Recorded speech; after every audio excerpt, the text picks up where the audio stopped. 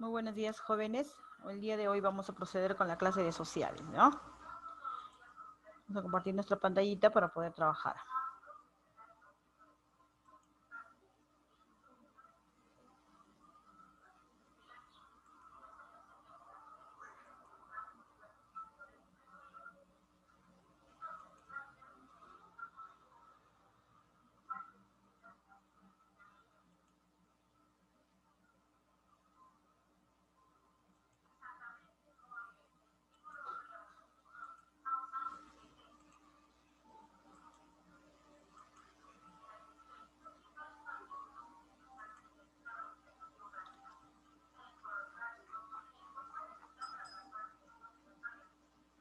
Muy bien, vamos a continuar entonces. ¿Sí, chicos?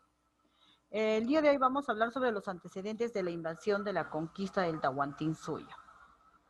Hemos observado nosotros que, bueno, esta gran cultura del Tahuantinsuyo ha tenido mucho desarrollo, ha habido mucho desarrollo, se ha expandido por muchos lares, utilizando siempre a los mitimais, ¿verdad? Que mandaban a estos personajes a enseñarles un poco de lo que era la agricultura, a enseñarles un poco de las cosas, de los quehaceres de la casa, pero también ellos como mitimais tenían que controlar y espiar de que no haya alguien que quiera rebelarse contra el imperio incaico, o perdón, en este caso contra el Inca, ¿verdad? Bueno, después de muchos años de gran progreso, de todas las expresiones artísticas que hemos observado, ahora vamos a tener a unos personajes que llegan desde España. Viene la invasión y la conquista del Tahuantinsuyo. En primer lugar tenemos acá la conquista del Tahuantinsuyo y vamos a definir este aspecto, dice.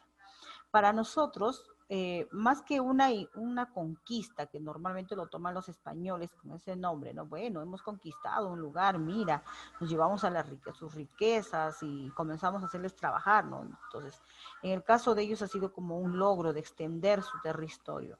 En el caso de nosotros lo tomamos como una gran destrucción de todas nuestras costumbres, de todas nuestras riquezas, de todas nuestras expresiones artísticas, arquitectónicas, cerámicas.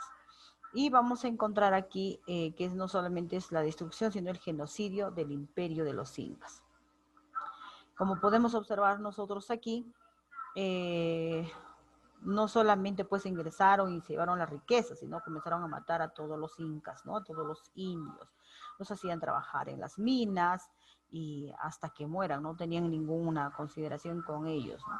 O posteriormente van a surgir ciertas rebeliones, pero en este caso todavía no, ¿no? Primero estamos aquí donde la invasión se da y comienzan a matar sin consideración alguna. Bueno, tenemos aquí. Es el proceso de destrucción y genocidio del imperio de los incas por parte del Estado español, que buscó acumular riquezas, metales preciosos. Es un contexto del capitalismo mercantil. Obviamente que los españoles lo que buscan es extender su territorio. Ellos se encuentran en una gran competencia de extenderse por el mundo contra Portugal, porque Portugal también salía y conquistaba ciertos lugares. Obviamente que Portugal también llegó a América, pero no exactamente ¿cómo se llama la parte del Tahuantinsuyo, no? Él llegó por Brasil y también llegó a la parte norte. Pero en el caso de nosotros, pues tuvimos la llegada de los españoles, ¿no? Porque ellos estaban en una gran competencia económica y lo que querían era extenderse económicamente. Pero bueno, eso trajo muchas consecuencias. Vamos acá. ¿Cuáles son las causas de la invasión? La primera causa es que buscan metales preciosos para la expansión del capitalismo mercantil. Tenemos la expansión del poderío de la monarquía española. Como te decía, estábamos en constante pelea con Portugal. Los españoles decían, bueno, no, si Portugal también extiende sus colonias, están buscando otros lugares y conquistan y los someten, ¿por qué nosotros no? Si ellos van a tener mejor economía, van a dominar el mundo y nosotros cómo, ¿no? Entonces ellos era un total poderío entre ellos, quién domina a quién, ¿no? Otra de las causas era la necesidad de mantener relaciones de carácter feudal en América. ¿A qué nos referimos en el feudal? Nosotros hemos estudiado el feudalismo. En el feudal es cuando las personas trabajan para un señor y este señor te da protección. Entonces, cuando llegan los españoles, hacen trabajar a los indios en las minas, sacando todo el mineral, todas las riquezas, y bueno, supuestamente ellos daban pues un tipo de protección, ¿no? Más que protección, es solamente pues esclavitud. Pero ese tipo de dominio, entonces querían implantar, y lo implantaron pues en América, ¿no? Otra de las causas de la invasión viene a ser la resistencia y el resentimiento de los pueblos invadidos por los incas. Acuérdate que en el Imperio Incaico no toda era amor y paz, ¿no? También vamos a encontrar algunos pueblos que se encuentran sometidos. Obviamente que a ellos no les conviene un inicio rebelarse. Habían rebeliones, sí, ¿no? Contra el Inca, porque, bueno, el Inca al menos era un poco más abierto, hacía que todas las costumbres de un pueblo se seguían practicando, no eran eliminados. Pero aún así ellos decían, bueno, nosotros porque tenemos que someternos al Inca. Entonces, estos pueblos, en consecuencia, cuando llegan Pizarro, pues los van a ayudar, ¿no? Los van a ayudar para destruir a Atahualpa. Obviamente que ellos ni por acá se sueñan, pues, de que la destrucción no solamente viene para Atahualpa, sino para todo el imperio en general, ¿no? Lo que ellos buscan es solamente el oro y llevarse toda la riqueza para España. Otra de las causas viene a ser el colaboracionismo de las etnias vecinas a los españoles. Tenemos el conflicto militar entre panacas reales, Huáscar y Atahualpa. Acuérdate que cuando llegaron los españoles, bueno, pues habían dos familias. Panacas significa familias, las familias reales de Huáscar y Atahualpa. Al morir su padre, entonces lo que ellos dicen, bueno, Huáscar tiene que heredar, ¿no? Huáscar tiene que heredar, pero Atahualpa dice, no, ¿por qué? ¿No? ¿Por qué va a ser él? Entonces comienza un surgimiento, un problema entre ambas familias y muchos enfrentamientos. Dentro de esos enfrentamientos, pues Atahualpa mata a su hermano Huáscar. Entonces, estas causas al tomar el poder, Atahualpa dice, bueno, no hay familias que dicen, no es posible, y si llegaron los españoles, es una buena oportunidad de instituirlo y nosotros nuevamente colocarnos dentro del poder. Pero, sin embargo, no sucedan así. Otra de las causas de la invasión viene a ser la relativa superioridad militar de los españoles. A la hora de un enfrentamiento entre los españoles y los incas, obviamente, pues que los españoles tenían ya unas armas más sofisticadas para podernos enfrentar, los caballos, gran cantidad de personas con los que ellos vienen, y nosotros pues en un inicio no estábamos tan preparados. Encima que todavía no nos preparábamos para un enfrentamiento de este tipo, lo que son simplemente Atahualpas, pues a la hora de tener un contacto contra ellos, lo que él hace es imponer con toda su ropa muy elegante, ¿no? Entonces decir, bueno, voy a dar miedo, pero cosa que no sucedió.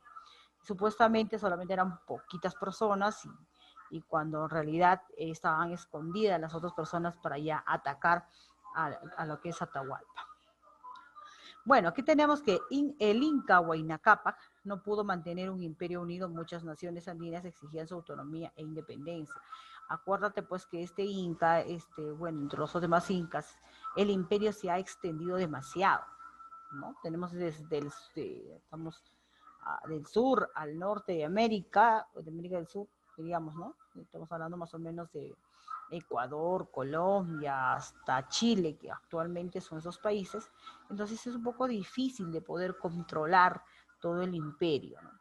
Entonces, al no poder mantener, entonces, y encima él fallece con esto y deja a sus dos hijos, porque son sus dos hijos, pero de diferentes madres, y al tener enfrentamiento por tener el poder, pues, bueno, entonces será todo esto un problema y pueblos que van a comenzar a rebelarse contra el Inca también, ¿no? Y quieren aprovechar la oportunidad de la llegada de los Incas, de los españoles, perdón.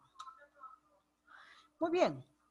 Entonces, Pizarro, él realiza primeramente unos 3 viajes de España a América, que lleva a América del Sur, a América del Centro, perdón. Y dentro de esos viajes, pues, vamos especialmente el 25 de septiembre de 1513, vamos a tener la rebelión de Vasco Núñez de Balboa y de Pizarro. Ellos fundan una nueva ciudad en Panamá, Balboa, en Panamá, así se llama, ¿ok? Recibió noticias del Panquiaco, hijo de Cacique Comagre, sobre la existencia del reino Virú. Para ellos decía, ¿no? Llegó Virú. Obviamente que ellos, bueno, ya tenían conocimientos y entonces les dice, pues sí, ¿no? Hay un país, hay un pueblo que es altamente rico, tiene mucha riqueza, y entonces como que la ambición y las orejitas se pararon y dijeron, bueno, ¿no? Entonces es un lugar donde todavía no han llegado los portugueses, ¿y por qué no vamos nosotros? La primera ciudad española en tierra firme, Nuestra Señora de Santa María de la Antigua, ahí tenemos, ahí ellos llegan ahí. Balboa, al finalmente, Vasco de Núñez, fue asesinado en 1517 por las órdenes de Pedradrías, primer asesinato jurídico de América. Obviamente, pues no, ¿para qué me repartimos? Me quedo yo solo y ya, ¿no? Entonces ahí vamos a tener el descubrimiento de Virú. Después de la muerte de Balboa, pues vamos a formar vamos a llamar digamos, un pacto entre los tres socios de la invasión, ¿no? La empresa de Panamá o Compañía de Levante, también llamada. Y esos tres personajes vamos a tener a Diego de Almagro, que se encarga del reclutamiento de soldados y el aprovisionamiento de los buques. Entonces, vamos a ir, ¿no? Hay que ir a enfrentar y que vamos a ver a qué nos estamos enfrentando, y comienzan a prepararse. Francisco Pizarro es el encargado de dirigir la expansión. Acuérdate que él, junto con con nuestro Velasco de Núñez, entonces él se entera, entonces él hace socios, entonces obviamente él toma la cabeza de la expedición. Y Hernando de Luque, pues, que se encarga de gestionar los fondos y las licencias para poder conquistar este nuevo lugar, ¿no? Obviamente después se va a dar la capitulación, y en esta capitulación, pues, donde se autoriza la conquista, entonces ellos van a proceder en nombre de España.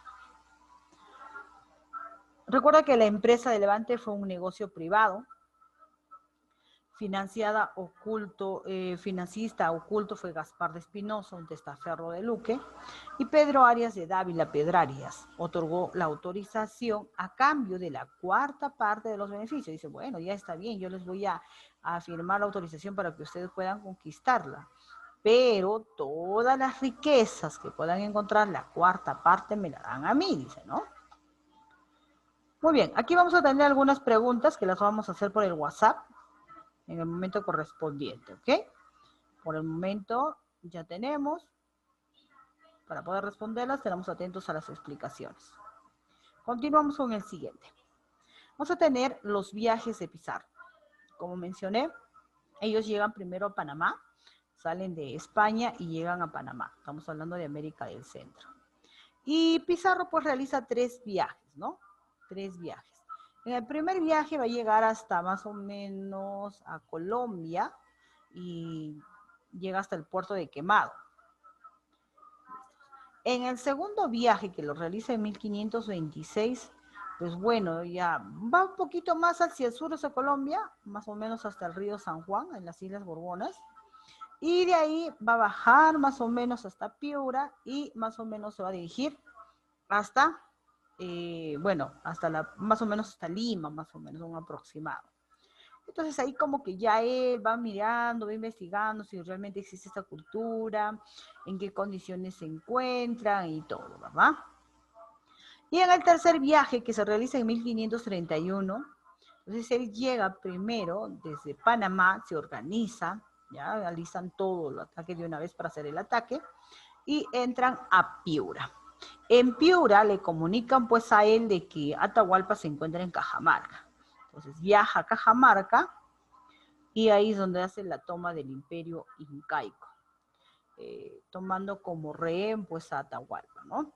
Y de ahí después posteriormente se va a dirigir a la ciudad del Cusco. ¿Qué pasó antes de eso con los incidentes de los 13? Como dicen los 13 del gallo, ¿no? Algo así.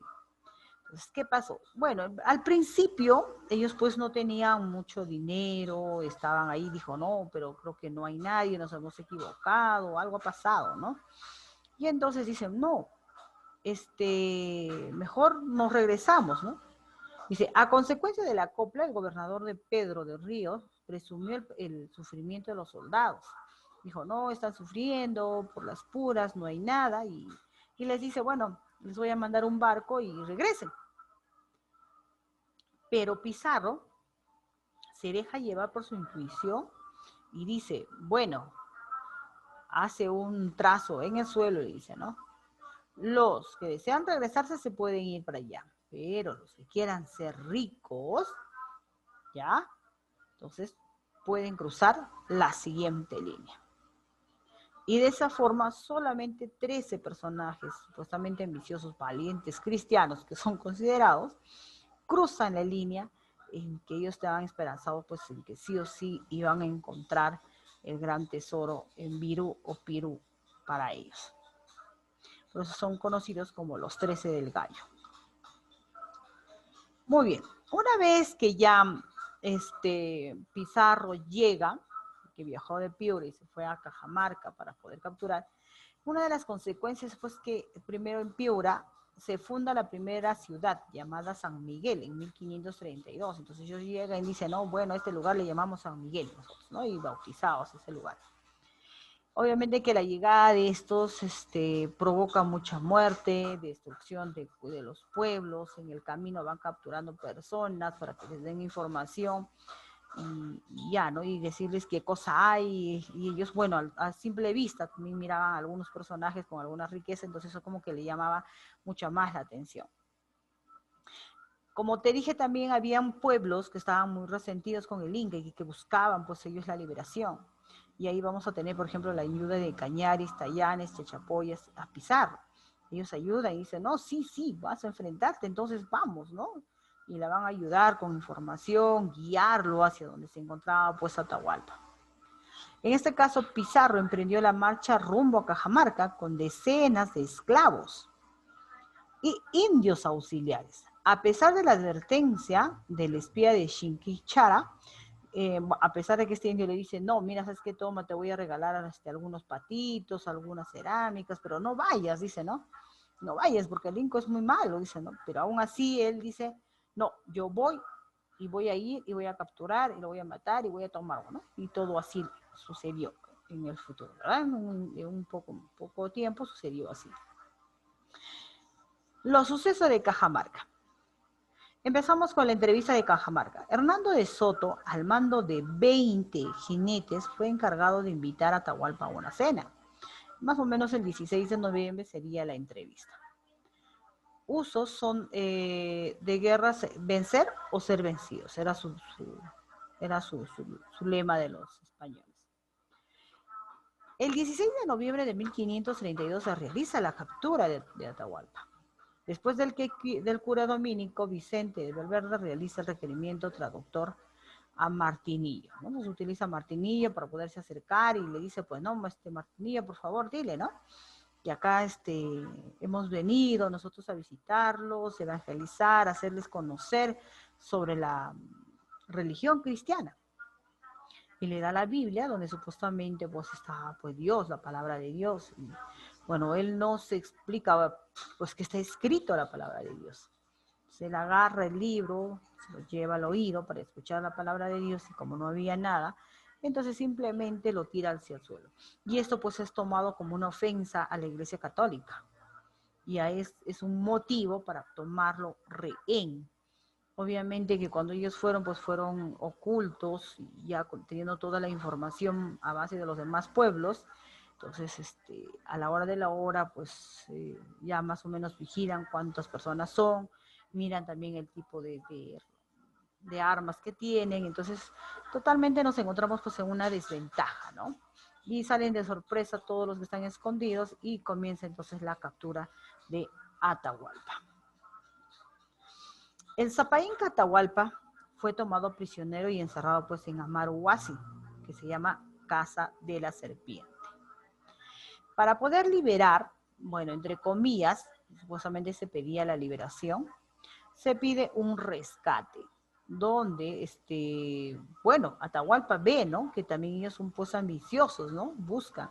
Y les dice, bueno, ¿saben qué? Déjenme libre y yo les voy a ofrecer 1/4 de oro y 2/4 de plata a cambio de mi libertad. Hasta donde llega mi mano, ahí es donde nos estiramos, ahí listo. Y recuerda, porque ellos son altazos, también eran bien alimentados nuestros incas, ¿no?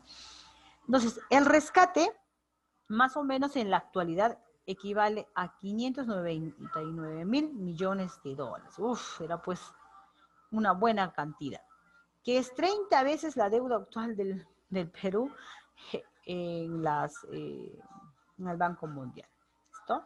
Entonces, obviamente que este rescate no se va a poder dar, a pesar de que se brinda lo ofrecido, no se va a dar pues el rescate o la liberación de Atahualpa. Y al contrario, se realiza el juicio a Atahualpa. Obviamente no le conviene a Pizarro dejarlo libre, porque es un personaje con mucho poder y lo que él podía decir o hacer, entonces todo el imperio podía obedecer, ¿no? Bueno, Atahualpa, a usanza de las costumbres andinas, entabló lazos de reciprocidad con el jefe invasor, al ofrecerle a su hermana Quispasica, con quien su matrimonio Pizarro, de esta unión nació Francisca Pizarro Yupanqui. Bueno, entonces te cuento pues que Atahualpa tenía una hermana llamada Quispasica, que a las finales se llama Francisca, ¿ok? Que se casa con Pizarro, entonces tienen una hija ellos, y esta hija pues al final llega a vivir en España, ¿no? Entonces ahí se educa con todos los lujos habidos por haber, ¿no? Entonces él ofrece eso, ¿no? Le ofrece a su hermana, entonces ahí tiene una sobrina que al final se va a ir a España. El tribunal de 24 personas fue presidido por Marqués. Los cargos contra Atahualpa fueron 12, siendo los principales usurpar el poder. Bueno, ya se habían enterado de toda la historia y dice, bueno, no, tú no tenías por qué estar en el poder. Los que tenían que estar en el poder, pues eran tu hermano, ¿no? Tu hermano Huáscar. Entonces, por usurpar, entonces tienes una pena. Por fratricida, ¿no? Matar, por idolatría. Entonces ellos acuerdan que solamente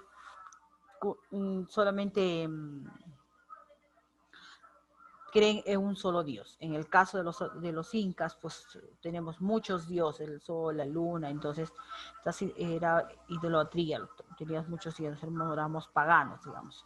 Polígamo, ¿no? Que tenía muchas esposas. Por incestuoso. Entonces, bueno, en el caso de ellos, pues, podían estar con sus hijos, ¿no? O con sus hijas. Por conspirador, por conspirar obviamente en este caso contra su hermano. No cumplir con el rescate. Obviamente que esto no es cierto porque cuando ofrecen el rescate, entonces él manda a todos los incas a traer de todos los lados del Perú o del imperio incaico a traer pues estas riquezas para poder cumplir con el rescate. Lo sentenciaron a morir quemado vivo. Obviamente, pues que los españoles no pensaban por ningún momento dejarlo libre. No era su intención.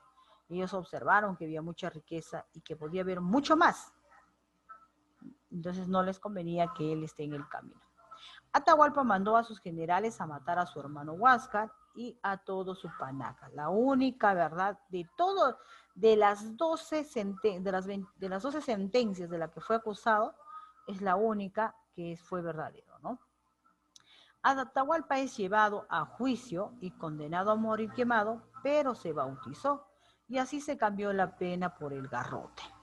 Entonces, él tuvo que aceptar, ¿no? Para no estar quemado vivo, dijo, bueno, ya me voy a bautizar y le cambiaron. Entonces ya no iba a morir vivo. Entonces, el 26 de julio de 1573, Atahualpa fue ejecutado. Muy bien. Entonces, después de haber escuchado eso también, este ya corresponde a la ficha número 28, vamos a tener 3 preguntas para poder interactuar en clases por medio de WhatsApp. ¿Listo? Muy bien, jóvenes, entonces espero que hayan escuchado con mucha atención el video y de ahí vamos a proceder a trabajar por el WhatsApp. Muchas gracias. Cuídense, por favor. Hasta otra oportunidad.